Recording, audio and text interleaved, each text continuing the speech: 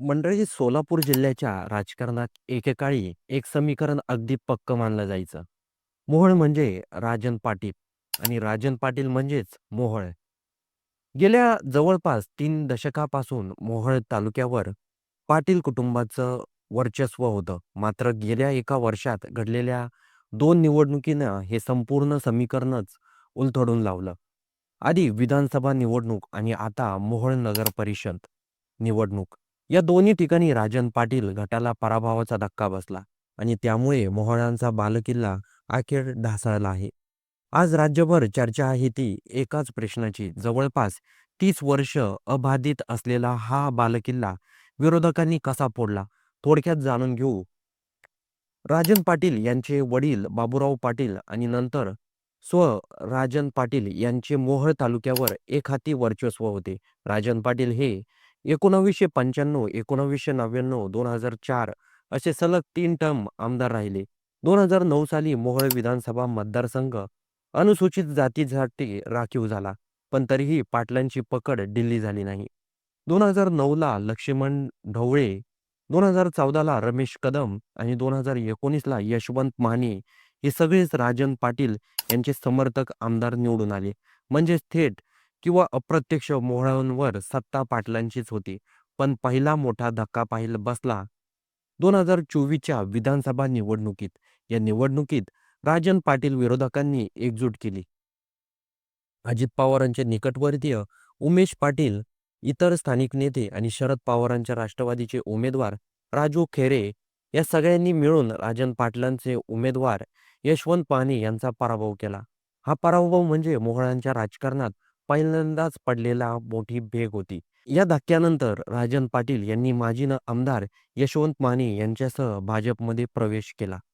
भाजपमध्ये गेल्यानंतर पण नगरपंचायत आणि नगरपरिषद निवडणुकीच्या माध्यमातून आपलं वर्चस्व पुन्हा सिद्ध करण्याचं मोठं आव्हान त्यांच्यासमोर होतं. होम ग्राउंड मानल्या जाणाऱ्या नगरपंचायतीत निवडणूक बिनविरोध करण्यात पाटलांना यश आलं. पण इथेच एक वेगळंच वाद उभा राहिला. ज्या महिला उमेदवारांचा अर्ज बाद झाल्यामुळे ही निवडणूक बिनविरोध झाली, त्या उज्ज्वला थिटे यांनी गंभीर आरोप केले. या आरोपामुळे राजन पाटील आणि त्यांच्या कुटुंबाची राज्यभर मोठी बदनामी झाली. या सगळ्यांचा फटका मोहोळ नगर परिषद निवडणुकीत बसल्याचं आता स्पष्टपणे दिसतंय. मोहोळ नगर परिषद निवडणूक हा खरा निर्णायक क्षण ठरला.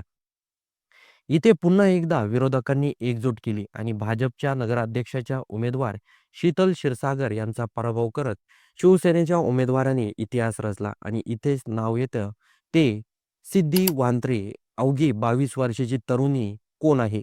सिद्धी वांत्रे. 22 वर्ष सिद्धी वांत्रे ही वाणिज्य शाखेची पदवीधर आहे. तिला शिवसेनेकडून नगराध्यक्ष पदाची उमेदवारी देण्यात आली.